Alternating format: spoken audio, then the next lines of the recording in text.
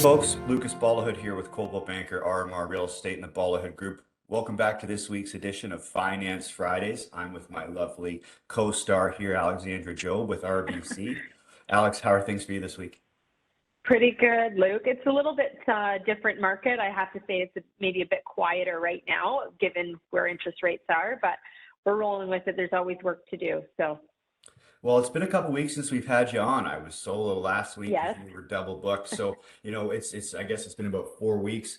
Has there been much Uh-huh. changes going on with, with interest rates at RBC lately? Yeah, so we have had some increase, and even in our prime moved again at the start of September, right? Yeah, And three then our quarters of a internal point. pricing, we had seen a little bit of moving for our shorter terms, but nothing too significant. We are anticipating that rates are going to go up again by the Bank of Canada, so we're preparing our clients and having those tough conversations about the cost of borrowing and the inflated rates there. So it's again really important to lock in rates if you're shopping for a home and purchasing, and you're going to require new funds to lock in those rates for 120 days and get capped. So. Well, and you definitely, once you get that rate hold in from your pre-approval, we want to make sure that we're closing on the transaction in that 120 days, not just getting a firm deal in place. Got to make sure that Yeah. transaction closes, because if we've got in the 90th day we buy a house of that 120 days, and then we have another 120 days of closing, that buyer is going to have to requalify again because their rate hold has expired. Yeah.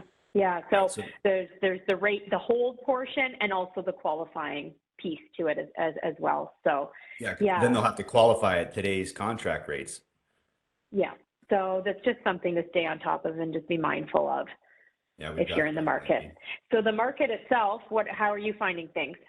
It's certainly slowed. I was doing a little bit of analysis there last week, kind of around the sort of where we were mid-month, and in August we had around 800 transactions, 800 sales, and we were Okay. I think we were at about 200 in the middle of September, so around 25% of where we were the previous month. But there was still a lot of time left, so I'll have to take Of a course. closer look at that in our next video here, because today, September 27th, is where we're recording here, but this is going to come out on the 30th.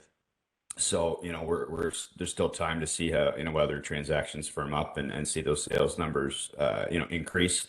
But, historically, September is a time where the market does pick up a bit.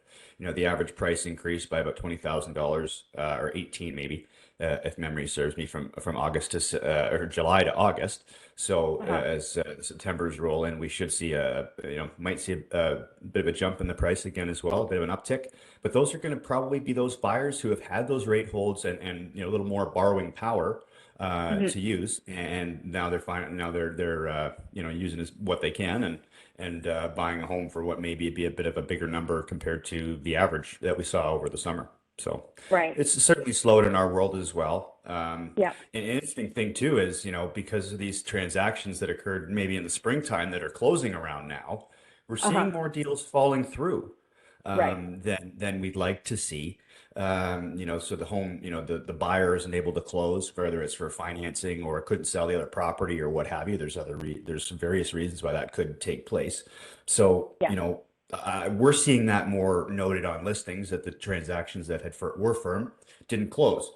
Are you finding Right. that challenge coming across your desk very Now, often? personally, I haven't dealt with it because everything's run smooth, so that's great. And as you know, we have our firm approval system here at RBC, so that guarantees the client's financing. But of course, you always have that sale piece. If the client has put the purchase in place first and then they're waiting on their sale, when we're in this trending, this downward trend of value, if a client has anticipated getting X amount and they are short on it, that does leave the client requiring more financing to close on their purchase, or less savings in the end, or just having less to work with if their sale price drops from their expected starting point. So those are tough conversations, and I can imagine those are difficult for you to have with your clients, to maybe change their expectations and move with the market as it goes. But how do our clients work around that, or what's the strategy for that? Would you have any advice? Well, I think, depending on it, everyone's situation is unique, right? Sometimes you're Yeah. upscaling, you're getting a larger house because your family's growing. Sometimes you're downsizing. Other times it's a Sure. lateral move, but you're just changing the area, right? Yeah. And every market, there's pockets, micro markets out there that yield, higher numbers than the average sale price compared to others.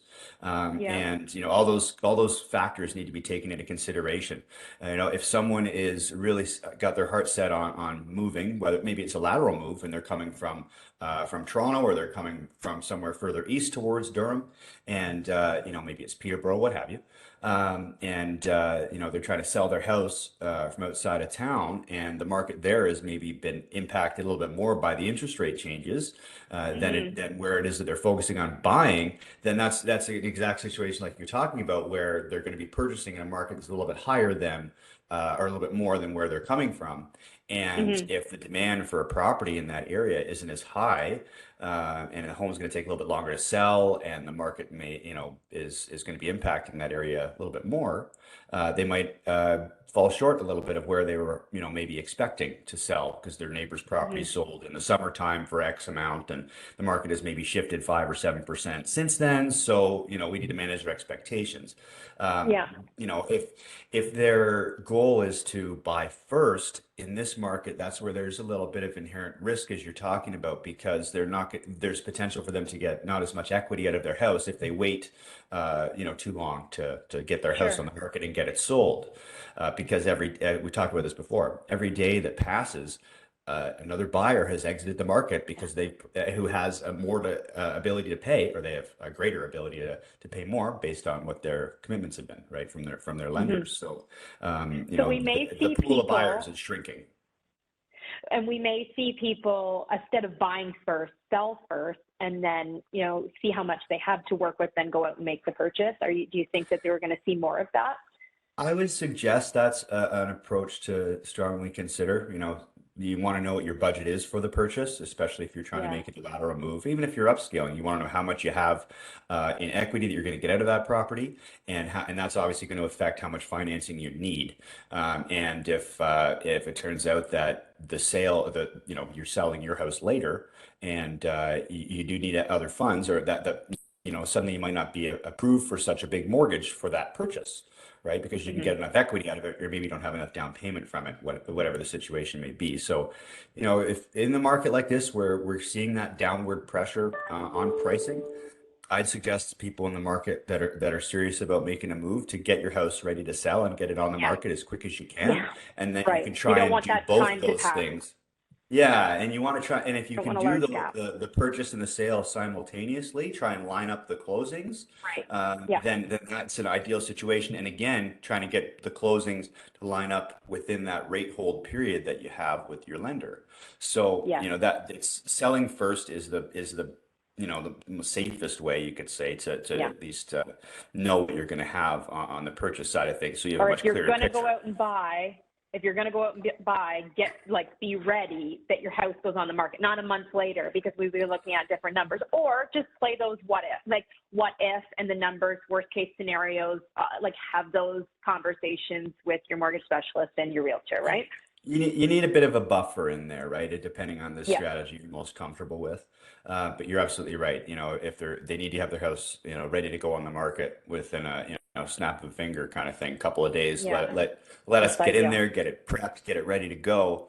So you get the, staging, photography, all that stuff, Hmm. because the homes that don't show that well aren't going to get the traffic through them, and aren't going to sell for as much money. So, that's getting prepared, or preparing yourself to make that move happen. And certainly we can go through all the process of prepping your house and how to get top dollar for it, but that's another conversation. I think that's what people have to do these days. It's because there is some inherent risk there that they're going to inherit by not knowing what their real budget's going to be. So our So, topic and our umbrella under today can be prepared. yeah, For no all these kidding. what if scenarios. Be prepared. Well, we're into the fall, right? And what are animals doing right now? They're scurrying nuts and everything away for the winter time and getting ready for That's right. hibernation season. I mean, fall home maintenance is going to be a big topic the next little while. We're Yeah. going to have some content on that for folks. You know, because it's obviously we're heading for probably another cold winter here, and you know, want to make sure that we're not running into any problems with our house or, you know, have a furnace blowout Good point. or, you know, any problems that you could potentially run into over the course of a long winter and what can happen. So all those things are going to come into play here in the next little while, and you know, people just need to be prepared for what's ahead. That's right. Now, that's all I think we wanted to cover today, Alex. Is there anything else from your world that we should make sure folks know about? I think that's great. And then coming into, like, I can't, where did September go, right?